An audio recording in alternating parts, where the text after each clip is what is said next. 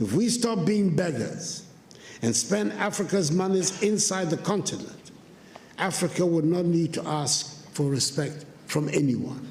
I've stated it before, that it sometimes appears the words Africa and Africans have more resonance outside the continent than inside.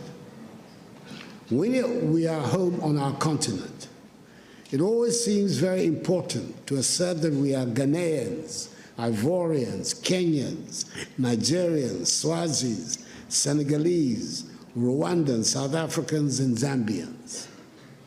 Then we find ourselves outside the continent, and then we discover that to the outside world, there are no Ghanaians, there are no Senegalese, and there are no Tanzanians. There are only Africans, and we are all simply Africans. The lesson for me is clear. Our destinies are intricately linked with each other, and we're talking not only about those of us on the continent, but about the Africans in the diaspora as well. The urgent responsibility we face is to make our countries and our continent attractive for our peoples, to see them as places of opportunities. It means we must provide education, quality education and skills training. It means our young people must acquire the skills that run modern economies. The impact of a successful Africa on the image and standing of Africans in the diaspora applies with equal force to the image and standing of her sons and daughters who go by the name African Americans, and indeed to all her kith and kin in the Americas and the Caribbean. There's a lot of room for your perspectives and energies back in Africa. The second half of the 20th century witnessed a great blow for human progress and freedom when the African peoples, in the wake of Ghana's shining example, liberated themselves from the colonial and imperialist yoke and the racist ideology of apartheid and emerged as free, independent peoples to construct new nations of hope and advancement.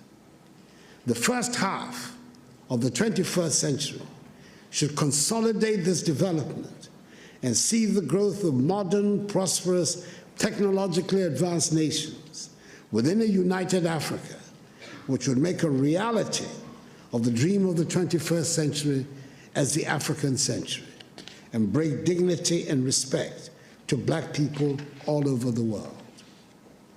We've done enough talking, and dare I say we've had enough conferences and workshops.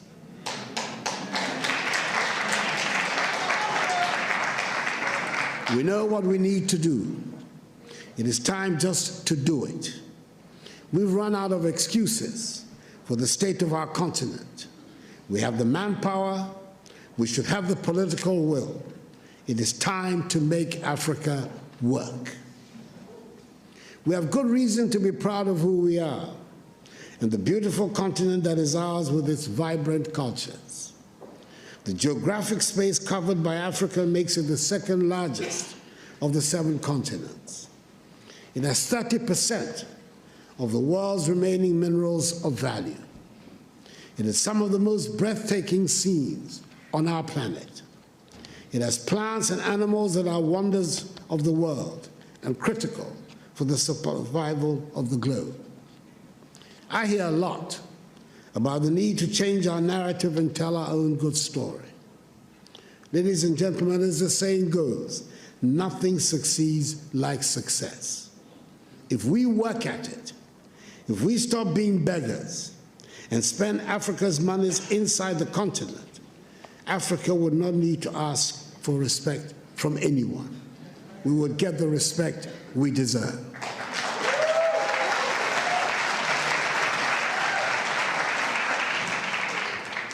Over 30 years ago, one of America's most prestigious Ivy League universities offered a course in Mandarin, which for years had virtually no takers. Today, there is standing room only. And it is not because the course is any easier. It is because the position of China has changed. 30 years ago, 20 years ago, China was nowhere near where it is today. China does not ask for anyone for respect now. She does not need it. Let us make our continent the prosperous and joyful place it should be, and the respect would follow. I thank you for your attention. The informative information presented in this video is motivational and is positively aimed at inspiring, educating and entertaining the viewers with the cutting edge of critical reasoning. If you enjoy the contents on the Black Radar YouTube channel, please consider subscribing to show your support.